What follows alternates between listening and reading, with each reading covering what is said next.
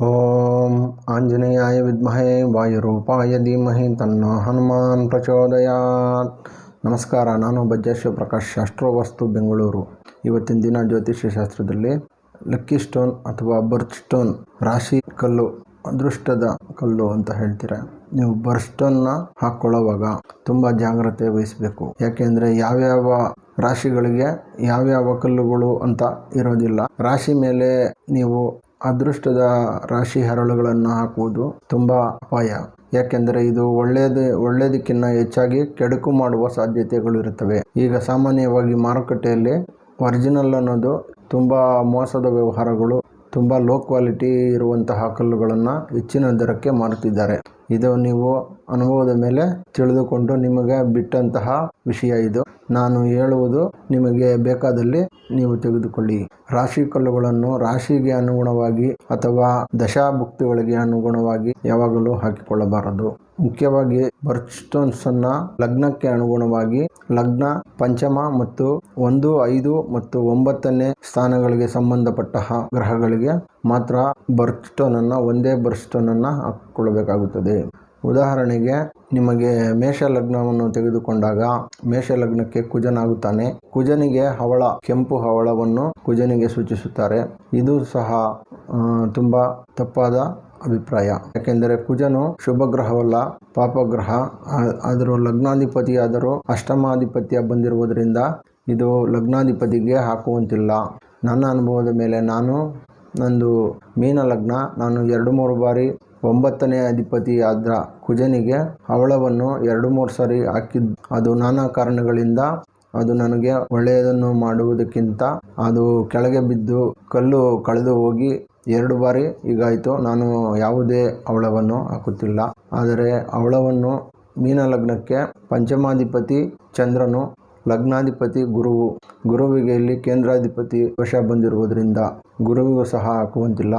ಇನ್ನು ಚಂದ್ರನಿಗೆ ಪಂಚಮಾಧಿಪತಿಯು ಸಹ ಇಲ್ಲಿ ದೋಷವಾಗಿರುವುದರಿಂದ ಸ್ವಲ್ಪ ಅದಕ್ಕೂ ಹಾಕುವಂತಿಲ್ಲ. ಹಾಗಾಗಿ ನಿಮಗೆ ನಾನು ಮೇಷ ಲಗ್ನವನ್ನು ಪ್ರಾರಂಭ ಮಾಡಿದ್ರಿಂದ ಮೇಷ ಲಗ್ನಕ್ಕೆ ಪಂಚಮಾಧಿಪತಿ ರವಿ ಆಗುತ್ತಾನೆ. ರವಿಗೆ ಮಾಣಿಕ್ಯ. ಇದು ಸಹ ರವಿಯು ಉತ್ತಮವಾಗಿದ್ದಲ್ಲಿ ಹಾಕುವ ಅವಶ್ಯಕತೆ ಇಲ್ಲ. ರವಿ ಎಕ್ಸಾಲ್ಟೇಷನ್ ಆಗಿ ಮೇಷರಾಶಿಯಲ್ಲೇ ಇದ್ದಾಗ ಧರಿಸುವ ಅಗತ್ಯವಿಲ್ಲ. ಮೇಷರಾಶಿಯಲ್ಲಿ ಇಲ್ಲದೆ ಬುಧನ ಕ್ಷೇತ್ರಗಳಲ್ಲಿ ಅಥವಾ ಶುಕ್ರನ ಕ್ಷೇತ್ರಗಳಲ್ಲಿ ಉತ್ತಮ ಸ್ಥಾನದಲ್ಲಿದ್ದಾಗ, ರವಿಗೆ ಬಲವಿಲ್ಲದೆ ಇದ್ದಾಗ ಪಂಚಮಾಧಿಪತಿಗೆ 4ನೇ ಸ್ಥಾನದಲ್ಲಿ, ಹೀಗೆ ಮಿತ್ರರ ಮನೆಗಳಲ್ಲಿದ್ದಾಗ ರವಿಯನ್ನು ಬಲಪಡಿಸುವುದರಿಂದ ಪಂಚಮಾಧಿಪತಿಯಾದ ಮಾಣಿಕ್ಯವನ್ನು ಧರಿಸಿ ನೀವು ಪರೀಕ್ಷೆ ಮಾಡಿ ನೋಡಿ ಆಮೇಲೆ ಮುಂದುವರಿಯುವುದು ಸೂಕ್ತ. ಅಥವಾ ನಿಮಗೇನಾದರೂ ನಷ್ಟಗಳು, ತೊಂದರೆಗಳು ಬಂದಲ್ಲಿ ಅದನ್ನು ಪಕ್ಕಕ್ಕಿಡುವುದು ಉತ್ತಮ. ಯಾಕೆಂದರೆ ರವಿಗೆ ಬಲವಿಲ್ಲದೆ ಇದ್ದಾಗ, ರಾಶ್ಯಾಧಿಪತಿ ಬಲವಾಗಿದ್ದಾಗ, ಉದಾಹರಣೆಗೆ ರವಿಯು 4ನೇ ಮನೆಯಲ್ಲಿದ್ದಾಗ ಚಂದ್ರನು ಎಕ್ಸಾಲ್ಟೇಷನ್ ಆಗಿ ವೃಷಭದಲ್ಲಿದ್ದಾಗ ಬಲವಾಗಿರುತ್ತದೆ. ರಾಶ್ಯಾಧಿಪತಿಗೆ ಬಲವಿದ್ದಾಗ ಮಾತ್ರ ಆ ಸ್ಥಾನದಲ್ಲಿ ಸ್ಥಿತವಾಗಿರುವ ಗ್ರಹಕ್ಕೆ ಬಲವಿರುತ್ತದೆ. ಹಾಗಾಗಿ ಚಂದ್ರನಿಗೆ ರವಿ ಕಟಕದಲ್ಲಿದ್ದಾಗ, ಚಂದ್ರನಿಗೆ ಬಲವಿಲ್ಲದೆ ಇದ್ದಾಗ, ಚಂದ್ರನು ಅಶುಭವಾಗಿ ಕೆಟ್ಟಿದ್ದಲ್ಲಿ ಆಗ ನೀವು ಮಾಣಿಕ್ಯವನ್ನು ಹಾಕಿ ಪರೀಕ್ಷೆ ಮಾಡಬೇಕಾಗುತ್ತದೆ.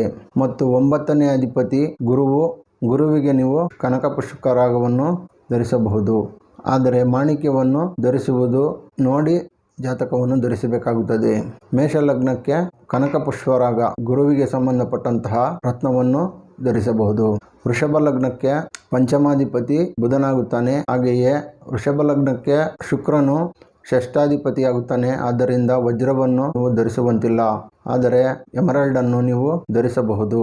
9ನೇ ಅಧಿಪತಿಯಾದ ಶನಿಯ ನೀಲವನ್ನು ಸಹ ನೀವು ಧರಿಸುವಂತಿಲ್ಲ. ಪಚ್ಚೆಯನ್ನು ಧರಿಸಬಹುದು.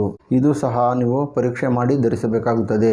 ಮಿಥುನ ಲಗ್ನಕ್ಕೆ ಪಂಚಮಾಧಿಪತಿ 12ನೇ ಅಧಿಪತಿ ಶುಕ್ರನಾಗುತ್ತಾನೆ. ಇದು ಸಹ ವಜ್ರವನ್ನು ಧರಿಸುವಂತಿಲ್ಲ. ಪಂಚಮಾಧಿಪತಿಯಾದ ಶುಕ್ರನು 12ನೇ ಅಧಿಪತಿಯೂ ಆಗಿರುವುದರಿಂದ ಇದು ಸಹ ನೋಡಿ ಧರಿಸಬೇಕಾಗುತ್ತದೆ. ಲಗ್ನಾಧಿಪತಿಗೆ ಷಷ್ಠಾಧಿಪತ್ಯ ಬಂದಿರುವುದರಿಂದ ಇದು ಸಹ ಧರಿಸುವಂತಿಲ್ಲ. ಹಾಗೆಯೇ 9ನೇ ಅಧಿಪತಿಯಾದ ಶನಿಗೆ ಅಷ್ಟಮಾಧಿಪತಿ ಬಂದಿರುವುದರಿಂದ ಇದು ಸಹ ನಿಷಿದ್ಧ. ಹಾಗೆ ನೀವು ನೋಡಿ ಧರಿಸಬೇಕಾಗುತ್ತದೆ ಕಲ್ಲುಗಳನ್ನು. ಅವಶ್ಯಕತೆ ಇದ್ದಲ್ಲಿ ಮಾತ್ರ ಧರಿಸಬೇಕು. ಇಲ್ಲದೆ ಸುಮ್ಮನೆ ಧರಿಸಿಕೊಂಡಲ್ಲಿ ನೀವೇ ತೊಂದರೆಗಳಿಗೆ ಆಹ್ವಾನ ಕೊಟ್ಟಂತೆ ಆಗುತ್ತದೆ. ಕಟಕ ಲಗ್ನಕ್ಕೆ ಪಂಚಮಾಧಿಪತಿ ಕುಜನಾಗುತ್ತಾನೆ. ಕುಜನಿಗೆ ನೀವು ಹವಳವನ್ನು ಧರಿಸಬಹುದು. ಆದರೆ ಕುಜನು ಎಕ್ಸಾಲ್ಟೇಷನ್ ಆಗಿ ಮಕರ ರಾಶಿಯಲ್ಲಿದ್ದಾಗ ಅವಶ್ಯಕತೆ ಇಲ್ಲ. ಆದರೆ ಸಹ ಆಗಿರುವುದರಿಂದ ಏನೂ ತೊಂದರೆ ಇಲ್ಲ. ಹಾಗೆಯೇ ಪಂಚಮಾಧಿಪತಿ ಆಗಿರುವುದರಿಂದ ಲಗ್ನಾಧಿಪತಿ ಚಂದ್ರನು ಚೆನ್ನಾಗಿದ್ದಲ್ಲಿ ಮುತ್ತು ಮತ್ತು ಹವಳವನ್ನು ನೀವು ಧರಿಸಬಹುದು. ಸಿಂಹ ಲಗ್ನಕ್ಕೆ ಪಂಚಮಾಧಿಪತಿ ಗುರುವಾಗುತ್ತಾನೆ ಮತ್ತು ಅಷ್ಟಮಾಧಿಪತಿ ಸಹ ಗುರುವಾಗುತ್ತಾನೆ. ಕನಕ ಪುಷ್ಪರಾಗವನ್ನು ಧರಿಸುವುದರಿಂದ ತೊಂದರೆಗಳಾಗುತ್ತದೆ. ನೀವು ಮಾಣಿಕ್ಯವನ್ನು ಧರಿಸಬಹುದು. ಮಾಣಿಕ್ಯವನ್ನು ಧರಿಸುವುದರಿಂದ ಸರ್ಕಾರಕ್ಕೆ ಸಂಬಂಧಪಟ್ಟಂತಹ ಕ್ಷೇತ್ರಗಳಲ್ಲಿ ನಿಮಗೆ ವಿಜಯಗಳು ಲಭಿಸುತ್ತವೆ ಮತ್ತು ಸರ್ಕಾರದಿಂದ ಅನುಕೂಲಗಳು ಆಗುತ್ತವೆ. ಸರ್ಕಾರಕ್ಕೆ ಸಂಬಂಧಪಟ್ಟಂತಹ ಗವರ್ಮೆಂಟ್ಗೆ ಸಂಬಂಧಪಟ್ಟಂತಹ ಎಲ್ಲ ಕ್ಷೇತ್ರಗಳಲ್ಲೂ ನಿಮಗೆ ಈ ಮಾಣಿಕ್ಯವನ್ನು ಧರಿಸುವುದರಿಂದ ಅನುಕೂಲವಾಗುತ್ತದೆ. ಕನ್ಯಾ ರಾಶಿಗೆ ಪಂಚಮಾಧಿಪತಿ ಶನಿಯಾಗುತ್ತಾನೆ ಮತ್ತು ಷಷ್ಠಾಧಿಪತಿಯು ಸಹ ಪಂಚಮಾಧಿಪತಿ ಶನಿ ಮತ್ತು 6ನೇ ಅಧಿಪತಿಯು ಸಹ ಶನಿಯಾಗುವುದರಿಂದ ನೀಲವನ್ನು ಧರಿಸುವಂತಿಲ್ಲ. ವಜ್ರವನ್ನು 2ನೇ ಅಧಿಪತಿ ಆದ ಶುಕ್ರನು ಇಲ್ಲಿ 2ನೇ ಅಧಿಪತಿಯಾಗಿರುವುದರಿಂದ ಮಾರಕ ಸ್ಥಾನವಾಗುತ್ತದೆ. ಇದು ಸಹ 2ನೇ ಅಧಿಪತಿ ಮತ್ತು 9ನೇ ಅಧಿಪತಿ. ತುಲಾ 2ನೇ ಸ್ಥಾನ ಮತ್ತು 9ನೇ ಸ್ಥಾನ ವೃಷಭವಾಗುವುದರಿಂದ ಇದು ಸಹ ಜಾಗ್ರತೆ ವಹಿಸಬೇಕಾಗುತ್ತದೆ. ಆದರೆ ಪಚ್ಚೆಯನ್ನು ಧರಿಸುವುದರಿಂದ ಏನೂ ತೊಂದರೆಯಾಗುವುದಿಲ್ಲ. ಪಚ್ಚೆಯನ್ನು ಧರಿಸಬಹುದು. ತುಲಾ ಲಗ್ನಕ್ಕೆ ಪಂಚಮಾಧಿಪತಿ ಮತ್ತು ಚತುರ್ಥಾಧಿಪತಿ ಶನಿಯಾಗುವುದರಿಂದ ನೀಲವನ್ನು ಶನಿ ಗ್ರಹಕ್ಕೆ ಧರಿಸಬಹುದು. ಹಾಗೆಯೇ ವಜ್ರವನ್ನು ಇಲ್ಲಿ ಧರಿಸುವಂತಿಲ್ಲ. ಅಷ್ಟಮ ಸ್ಥಾನವಾದ ವೃಷಭ ರಾಶಿ ಅಷ್ಟಮವಾಗುತ್ತದೆ. ವಜ್ರವನ್ನು ಧರಿಸುವಂತಿಲ್ಲ. 9ನೇ ಅಧಿಪತಿಯಾದ ಬುಧನು ಇಲ್ಲಿ 12ನೇ ಅಧಿಪತ್ಯ ಬರುವುದರಿಂದ ಪಚ್ಚೆಯನ್ನು ಸಹ ಧರಿಸುವಂತಿಲ್ಲ. ತುಲಾ ರಾಶಿಯವರು ಮತ್ತು ವೃಶ್ಚಿಕ ರಾಶಿಯವರು ಪಂಚಮ ಸ್ಥಾನ ಮೀನ ರಾಶಿಯಾಗುತ್ತದೆ ಮತ್ತು ದ್ವಿತೀಯ ಸ್ಥಾನ ಅದು ಸಹ ಧನುಸ್ಸು ದ್ವಿತೀಯವಾಗುತ್ತದೆ. ಕನಕ ಪುಷ್ಪರಾಗವನ್ನು ನೀವು ಧರಿಸಬಹುದು. ಆದರೆ ಇಲ್ಲಿ ಲಗ್ನಾಧಿಪತಿಗೆ ಹವಳ ಧರಿಸುವಂತಿಲ್ಲ. ಷಷ್ಠಾಧಿಪತ್ಯ ಬಂದಿರುವುದರಿಂದ ಹವಳವನ್ನು ಧರಿಸುವಂತಿಲ್ಲ. ಹಾಗೆಯೇ ನೀವು ಮುತ್ತು ಸಹ ಧರಿಸಬಹುದು. 9ನೇ ಅಧಿಪತ್ಯ ಬಂದಿರುವ ಕಟಕ ರಾಶಿಗೆ ಮುತ್ತು ಧರಿಸಬಹುದು. ಪರ್ಲನ್ನು ಧರಿಸಬಹುದು. ಧನುಸುವಿಗೆ ಪಂಚಮಾಧಿಪತ್ಯ ಮತ್ತು ದ್ವಾದಶ ಸ್ಥಾನದ ಅಧಿಪತ್ಯ ಕುಜನಿಗೆ ಬಂದಿರುವುದರಿಂದ ಹವಳವನ್ನು ಧರಿಸುವಂತಿಲ್ಲ. ಭಾಗ್ಯಸ್ಥಾನದ ಅಧಿಪತ್ಯ ಬಂದಿರುವುದರಿಂದ ಅದು ಸಹ ಪಾಪಗ್ರಹವಾಗಿ 50% ಪಾಪಗ್ರಹವಾಗುತ್ತದೆ. ಅದು ಸಹ ನಿಷಿದ್ಧವಾಗಿದೆ. ಆದ್ದರಿಂದ ಕನಕ ಪುಷ್ಪರಾಗವನ್ನು ಗುರುವಿನ ಗ್ರಹದ ರತ್ನವನ್ನು ಕನಕ ಪುಷ್ಪರಾಗವನ್ನು ಧರಿಸಬಹುದು. ಮಕರ ರಾಶಿಗೆ ವಜ್ರವನ್ನು ಶುಕ್ರನ ಪಂಚಮಾಧಿಪತ್ಯ ಮತ್ತು ದಶಮ ಸ್ಥಾನದ ಅಧಿಪತ್ಯ ಬಂದಿರುವುದರಿಂದ ವಜ್ರವನ್ನು ಧರಿಸುವುದು ಉತ್ತಮ. ಇದಕ್ಕೆ ಒಂದೇ ಅಧಿಪತ್ಯ ಬಂದಿರುವುದರಿಂದ ಪಂಚಮ ಮತ್ತು ದಶಮ ಬರುವುದರಿಂದ ಇದನ್ನು ನೀವು ವಜ್ರವನ್ನು ಧರಿಸಬಹುದು. ಮಕರ ಲಗ್ನದವರು. ಕುಂಭ ಲಗ್ನದವರು ಪಚ್ಚೆಯನ್ನು ಧರಿಸಬಹುದು. ಕುಂಭ ಲಗ್ನದವರಿಗೆ ಪಂಚಮಾಧಿಪತಿ ಬುಧ 8 ಪಚ್ಚೆಯನ್ನು ಧರಿಸುವಂತಿಲ್ಲ. ಬುಧನಿಗೆ 9ನೇ ಅಧಿಪತ್ಯ ಬಂದಿರತಕ್ಕಂತಹ ವಜ್ರವನ್ನು ನೀವು ಧರಿಸಬಹುದು. ಕುಂಭರಾಶಿಗೆ 4ನೇ ಸ್ಥಾನವಾದ ಕುಂಭ ಲಗ್ನಕ್ಕೆ ವಜ್ರವನ್ನು ಧರಿಸಬಹುದು. ಕುಂಭರಾಶಿಗೆ 9ನೇ ಸ್ಥಾನವಾದ ತುಲಾ ಮತ್ತು 4ನೇ ಸ್ಥಾನವಾದ ವೃಷಭ ವಜ್ರವನ್ನು ನೀವು ಕುಂಭ ಲಗ್ನದವರು ಧರಿಸಬಹುದು. ಮೀನ ಲಗ್ನಕ್ಕೆ ಮುತ್ತನ್ನು ಪರ್ಲ್ ಅನ್ನು ಧರಿಸುವುದರಿಂದ ಶುಭ ಫಲಗಳು ದೊರೆಯುತ್ತವೆ.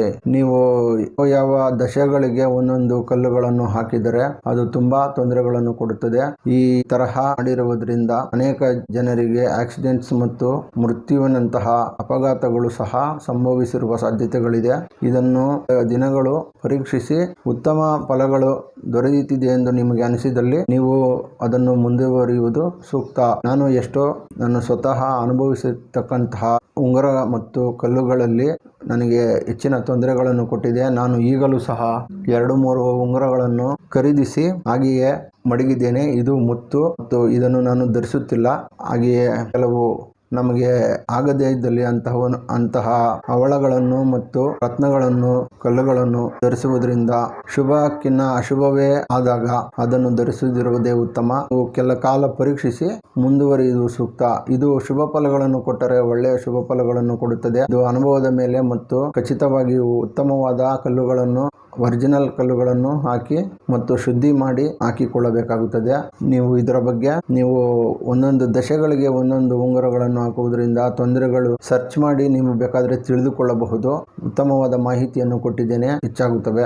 ಅದನ್ನು ಹಾಕದೇ ಇರುವುದೇ ಉತ್ತಮ. ನೀವು ಬೇಕಾದಲ್ಲಿ ಉತ್ತಮವಾದ ಕಲ್ಲುಗಳನ್ನು ಪರೀಕ್ಷಿಸಿ ಕೆಲ ಕಾಲ ಧರಿಸಿ ನೋಡಿ ಅನಂತರ ಮುಂದುವರಿಯುವುದು ಉತ್ತಮ.